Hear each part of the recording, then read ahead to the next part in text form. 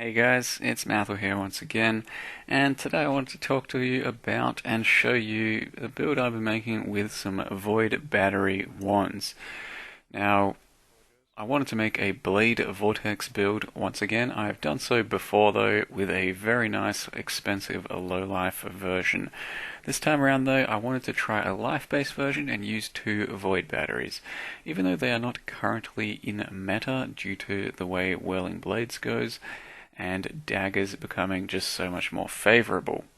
Batteries are still insanely strong as nothing there has changed. It's just that they don't provide any defensive boost from fortify, nor do they give you the speed and mobility of whirling blades. What they actually do though is give you 25% increased spell damage per power charge and 80 reduced spell damage. So in total, when you have 9 power charges like I do, from 3 from the tree, 1, 2, and 3, and then 1 additional from Merciless Alira, and then you get +1 from each Void Battery. That gives you 9 power charges in total.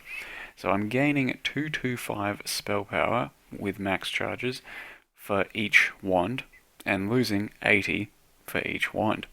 So in total, that ends up being a gain of about 145% spell power per wand.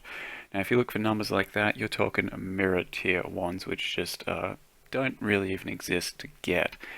And aside from that, you have 18% increased cast speed. You still have a good chunk of crit strike chance, and a free power charge, which also goes towards your crit strike chance. So point for point, damage-wise, you can't get better than a Void Battery pretty much realistically ever, especially when you use two of them. So considering how relatively cheap they are right now compared to what they used to be, they are at the moment 2 to 3 exalts, and they used to be, if you remember back about a year ago, anywhere from like 15 to 20x. They're actually a very strong item to use. What they allow you to do, especially with the Assassin Ascendancy, which I am currently utilizing, is essentially take absolutely no crit investment on the passive tree, or very little. Because you have 9 power charges, the Assassin Ascendancy gives you an extra 0.5 base crit per power charge. We're hitting 9 crit, 9.5, wait no, 10.5 crit on Blade Vortex, base crit, while also running 9 power charges, which is 450% extra crit. And then the Void Batteries themselves have 50 crit each.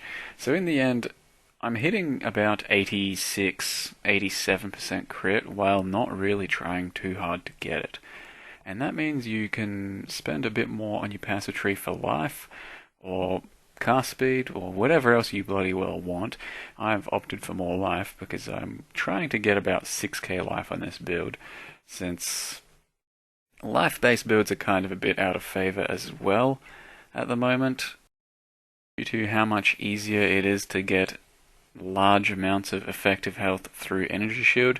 I'm talking 10 to 12k without super expensive gear. So I'm thinking to make a competitive life build, I'd need about 5.5, maybe 6k life, even though it'll still be worse, but this does allow me to have the luxury of using 2 Void Batteries. As you can see, with a 5 link, and still only about level 84 I think it is, I can face roll regular Atsiri really easily, without even swapping into a conk effect setup. Once you get to uber levels of damage requirements, you will swap into conk effect, but right now, with increased area and all my power charges up, I am rolling something like 60 or 70k tooltip on the Blade Vortex itself. That is still in a 5 link even, so I'm not sure I'm going to be upgrading to a 6 link just because of how unnecessary it seems at this stage. I'll be trying out Uber on a 5 link and see how we go. Maybe I'll want a 6 link, maybe I'll want to put some life leech in there, just for some convenience sake, because right now I'm sustaining off of Warlord's Mark when it's attached to Curse on Hit Herald of Ice, and also a separate Curse on Hit Blade Vortex Warlord's Mark for my own single target purposes. Now, you'll see during this Atziri phase here that even though I have Valpact and Warlord's Mark, the leech doesn't quite work that well thanks to Curse effectiveness reduction on bosses, so I do still kind of kill myself to her 1% reflect, even though I shouldn't realistically. So for these purposes, maybe a life leech gem would be a lot nicer. The build's working pretty good, it's just a few things I have to figure out and a few preferences you can go for. I'll go over what the build currently is and how I was thinking about building it in just a second. After this Atsiri run is over, and it's pretty much done now. Right now the character is an Assassin Shadow, he's level 86. I do have about another 5 levels I'll go for and potentially hit around 6k life, because I'm trying to fill out this wheel, but without that I could just go for some jewel sockets and get a bit more damage, or maybe an alchemist node. The character is pretty straightforward. You go all the way around as you typically do with a crit spell build and fill out life, some spell crit, and some AoE, which is very important for Blade Vortex. So I've got all of the AoE nodes, and the only spell crit I currently have is Annihilation and Assassination. These are my only crit nodes, and yet I hit 87 crit. That's because, as I mentioned, a Deadly Infusion, 0.5 crit per power charge. So with Blade Vortex's base crit of 6, ends up going to 10.5 with 9 power charges.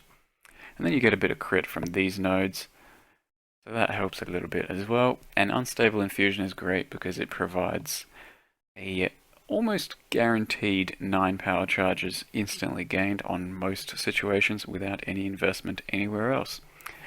But you have to be careful to not fully cap your crit, because if you hit 95 crit, then Unstable Infusion really starts to do very little when you have max power charges, and you'll find it drops off rather often. So beside that, of course I have my 2 void batteries, as I mentioned, insane amounts of damage. Using a carcass jack, it's not strictly necessary, but I wanted to get maximum sort of AoE. Just a helm that I bought with a Blade Vortex duration enchant on it, which isn't even that great, I should mention. My Blade Vortex right now is 11.9 seconds. It's 20% increased duration to the base, and the base is 5, so without that we're down to 10.9. It's an extra 1 second, which when you already have a 10 or 11 seconds means it's only a 10% increase rather than a 20% increase, technically. So it's not that crucial to get, but it is a nice quality of life gain. Better than anything else, I would still say. And then everything else is pretty straightforward. I do have face breakers because I've invested so little in crit. I don't really have much crit multi, so the face breakers actually give me a good chunk of crit multi for the large amount of crit I have. This also gives me a good chunk of crit multi, 8 per power charge, 9 charges, that's 72 bonus. Aside from that, it's just pretty generic life and resist gear, so I'm heavily overcapped on resists, could go a bit higher even, and the build plays pretty well, smooth and safe. Also running a Atsiri's Promise, a Taste of Hate, and a Granite of Iron Skin. That is most of my defense if I'm going to be getting hit. 37% to 6k. It's also for reflect purposes, it's rather nice, and so is Taste of Hate. But to show you exactly how void batteries work, as you can see, I currently have 7.4k tooltip. That's because I don't have any power charges giving me extra spell damage, and I just have 80 reduced spell damage. So each wand gives me in total something like minus 60, thanks to that implicit as well.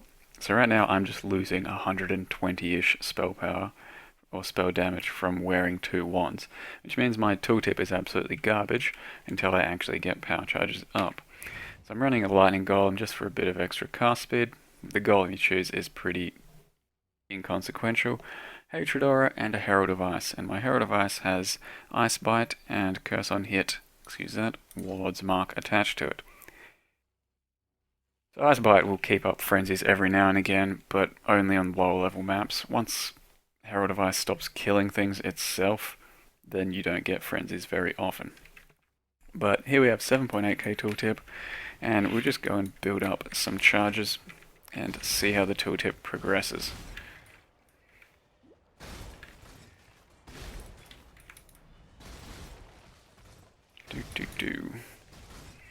It's actually a lot harder to get charges on things that die to one shot.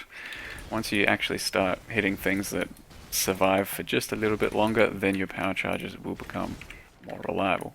So just with frenzies and power charges, we're now up to 63k tooltip. Now the way Blade Vortex tooltip works is kind of weird, so don't take that as every single blade will do 60k, because cast speed is factored into it, and it's just kind of a weird situation for tooltip to exist. As you can see, once you get going, power charges should stay up pretty much all the time. Since we have 20 seconds to refresh them, you just gotta get a nice chance to hit something every now and again for that 10%. And just in case they don't though, I do have another Blade Vortex attached to power charge on crit, Warlord's Mark, and curse on hit. So that's primarily my single target for Warlord's Mark, curse on hit, since Herald of Ice won't be getting it up all of the time. So every now and again, once every 10 seconds or so, I press R for another Blade Vortex. And it is a green one, so I can actually see when it's up, when it's not up. Of course, on top of that, running Vile Haste, Vile Clarity. Vile Clarity is most of my mana fix, because it currently costs 70 mana or so, Blade Vortex, and I have very little regeneration, aside from the Warlord's Mark leech itself.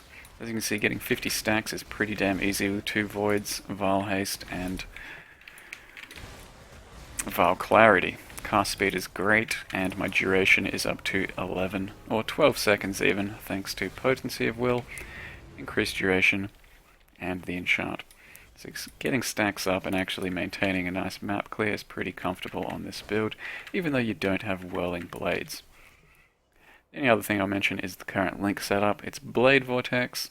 In order of priority, we have Blade Vortex, Spell Echo, Duration, Controlled Distraction.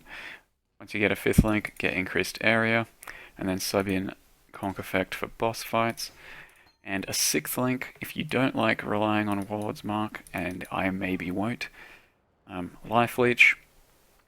If you just want more damage, Empower will give you the most. If you want more damage that won't affect Reflect, Added Chaos is your next link, because it's actually pretty good tooltip.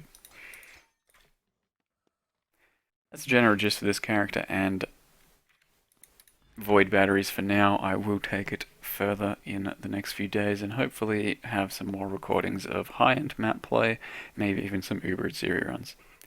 If you guys enjoyed the video, thanks for watching, and I'll see you guys next time.